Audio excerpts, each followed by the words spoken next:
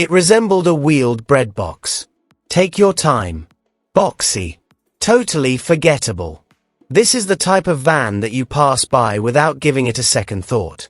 However, one of these vans, exactly this one, transported 4 young men from Liverpool to a place where they became the most well-known musicians in history.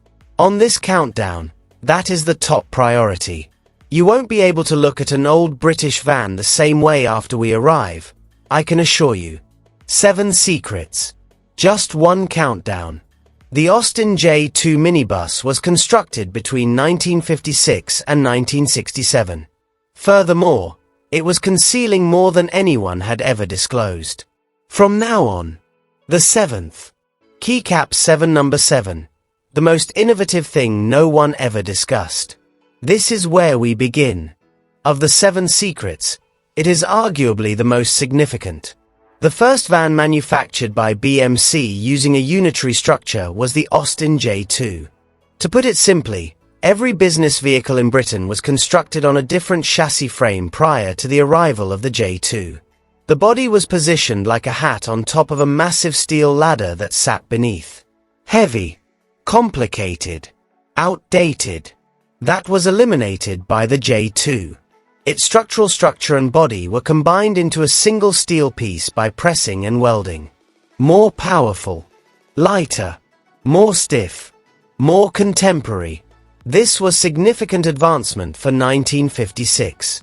However, history ignored it because it didn't have a racing emblem, a fancy name, or a flashy motor show appearance. The Birmingham engineers who constructed that body performed genuinely significant work. They were seldom acknowledged. Then, no. Not right now. That is the most subtly depressing aspect of the entire narrative. But from this point on, the mysteries become more bizarre. The 6th number. Keycap 6 number 6. There was more than one car. 13 was the age. Most people think of a minibus when they think of the Austin J2 down the sides of the seats. Kids staring out the windows. The J2 was also used for church tours or school runs. However, coach builders in Britain were able to transform the J2 chassis into nearly anything they need since it was so versatile. It was transformed into a white ambulance run by the St. John's Ambulance Brigade.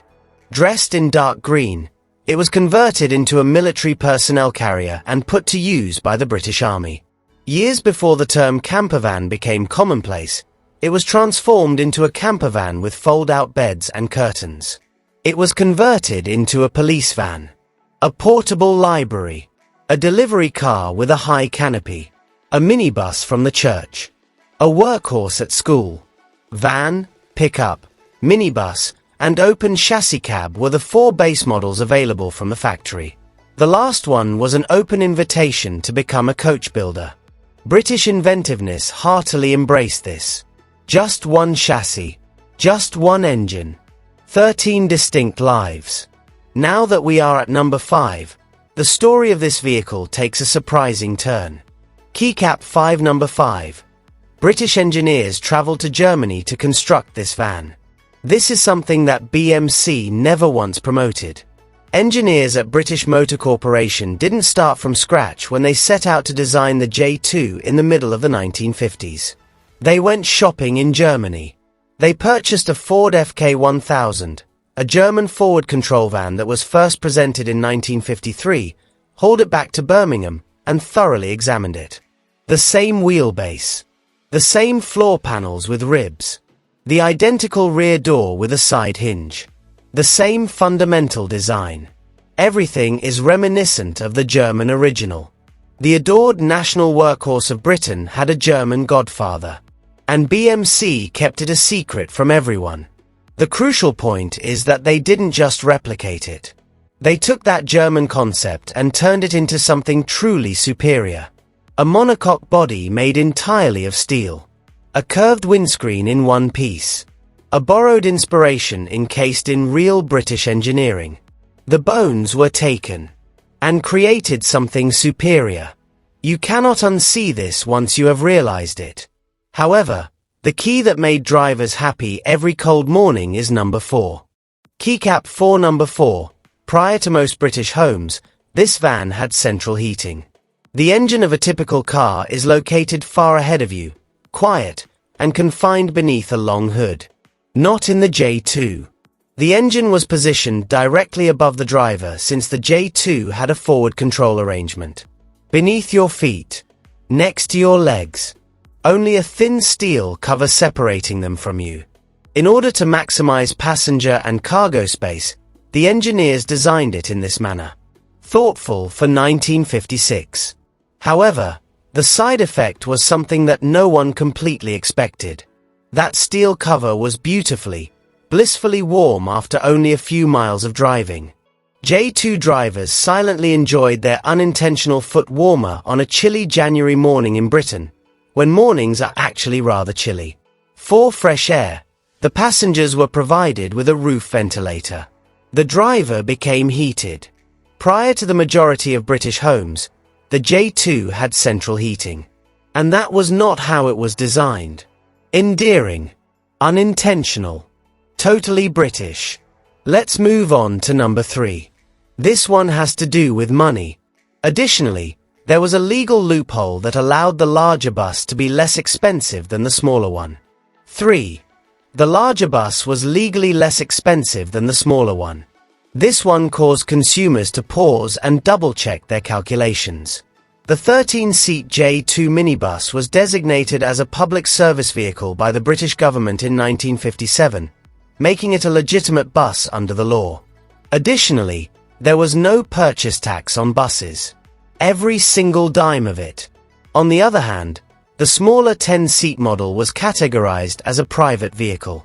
Taxed as usual. This is what the price list actually stated. With no tax, the 13-seater is priced at £625. The cost of the 10-seater was £938, including £313 in VAT. The larger bus cost over £300 less than the smaller one. This was rapidly discovered by operators throughout Britain, schools, churches, and neighborhood associations. Scouting forces. They all purchased the 13-seater because the government had unintentionally made the larger car the most economical choice, not because they needed 13 seats. A loophole was made by the government. Britain drove right through it. Within AJ2. At number 2, this van exposes one of the most remarkable corporate frauds in the history of British automobiles. Keycap 2 number TWO. In this 1960 photo, you are viewing two vans that were actually one.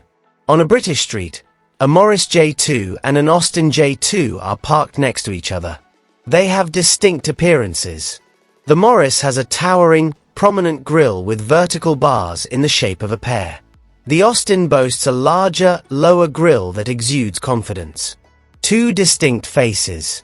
Offered for sale in two separate shops. By two distinct dealerships. The underside is exactly the same. Identical body. The same engine and identical chassis. Everything is the same. Both of BMC's dealer networks, the Morris dealers and the Austin dealers, needed goods to sell. Thus, the business sold the identical car twice while dressing it in two different clothes. To several individuals. Simultaneously. Then, in 1965, they discreetly stopped using the Morris face. From then on, every J2 had the Austin grille. The Morris persona just vanished. No announcement. No justification. Simply vanished. One of the first and most carefully planned instances of badge engineering in the history of British automobiles. The general population was unaware of it. Sales went on. We've now arrived at number 1.